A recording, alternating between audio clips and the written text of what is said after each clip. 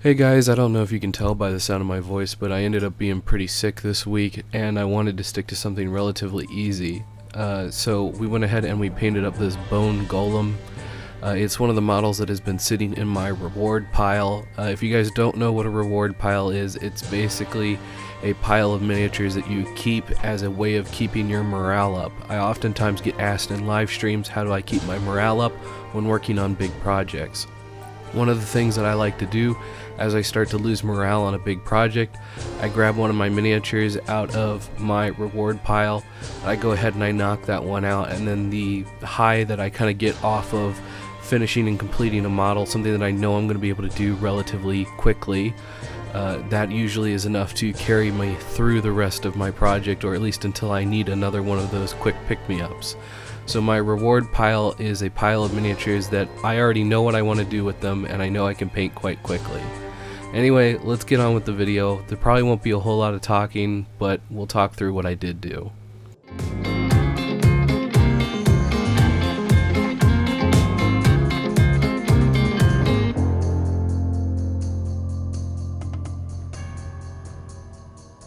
Something to keep in mind when working with Wizkids pre-primed miniatures is that the flashing on the model is still going to be present, and I personally like to remove that flashing, which oftentimes ruins the pre-prime. So I highly encourage you to go ahead and remove as much of that primer as you can. My personal favorite way of doing so is just with some rubbing alcohol and some Q-tips. You can also, if you've got a big enough container, use rubbing alcohol and an old toothbrush, and it works just fine. Now I'm starting off here with Blood Angel Red. This is a contrast paint by Citadel Color. Now, one of the things to keep in mind is that you could glaze in some red with any other vibrant red color. We'll be talking about glazes here in just a moment. So one of the first things we want to do is a bit of a messy step. We want to go ahead and get this out of the way before we start moving into other things. If your first stage here in laying down all of your red didn't get complete coverage, go ahead and fix those problem spots. Next I end up moving into mixing Mephiston Red, and I end up mixing in some Monster Maw from Reaper Miniatures, and I mix that into a 50-50 blend, and it kind of gets us close to an Emperor Children pink, and that's what I end up using as a dry brush all over for the sinew. I could have gone a little heavier with this, but I am happy with the way it turned out. Just understand that with washes later down the road, that pink is going to kind of get blended in, so if you like the way the pink looks, go a little heavy on it now. Now, a lot of times when painting, I also talk about how you could be using glazing as opposed to using the airbrush, and how that's kind of the traditional way that I would paint things that I now use the airbrush for. So let's take a minute and let's talk about what exactly glazing is and how to do it. First and foremost, if you can afford it, I highly recommend that you buy something like a glaze medium. There's a lot of companies that make it, like Liquitex and Vallejo. Personally, I recommend Vallejo. It's the easiest one to get a hold of, and they also sell it in a large bottle.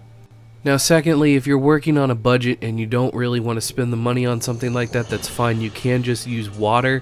Just understand that you may need to bleed a little bit of that water off onto a paper towel before you start to paint on the model with it, or else you can end up flooding the model and the paint's not going to stick to the model the way that you want it to.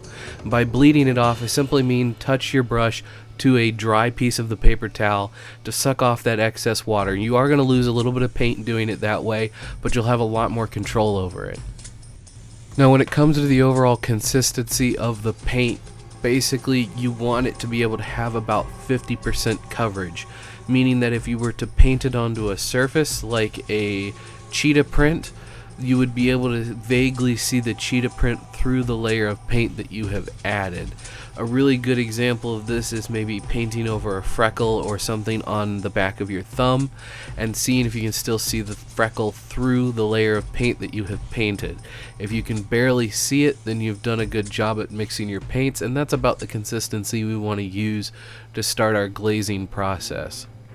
Now, one of the reasons we're using glazing to do all of the skulls here is because I want it to feel as though it's a part of the model. Normally, when I would paint skulls or any kind of bone color, I just go for it. I don't do any kind of glazing. I pretty much almost use the color straight out of the pot with a little bit of water added to it.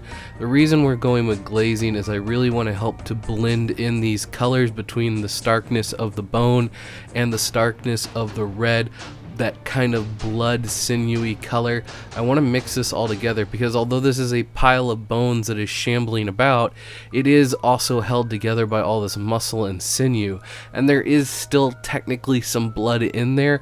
So I want to make sure that although the bones are not overly bloody, they still show the fact that these are technically what's remaining of a living creature. So hopefully that makes sense. Now, previously on screen you'd see me flash up two different paints, both Xandri Dust and Talaran Sand. Now personally I went with Talaran Sand just because it's a slightly darker color. It's a color I don't get to use very often, but it's also a layer color. And for Citadel, that means it has some opacity to it, which means it's a little bit easier for me to use when turning into a glaze. You could use Xandri Dust, you could use Talaran Sand. It doesn't really matter because this next step is going to be unaffected by it. It's entirely up to your preference and how dark you want the bones to be when you're done. Now, if you're following along exactly at home, you'll know that Talaran Sand is actually a noticeable shade darker even once it dries than the Xandri Dust. And so you'll see here that I'm taking some Xandri Dust and I'm adding it into my Talaran Sand, although I'm not really mixing it quite heavily. I'm almost using it pure straight out of the pot. And what I'm using that for is I'm basically going in and anywhere that would be exposed to the light, I'm using this as a rough edge highlight. I'm making sure that the edges of the faces are all kind of getting done up so that the eye sockets, the teeth, that sort of thing, and I'm also going in and getting all the tops of the heads and any kind of exposed bones, whether they were once rib bones or something like that. And I'm not really worried about anything that's in the shadow. I'm just going ahead and slapping this rough highlight on, and it's all going to get blended together when we do our washes in a little bit.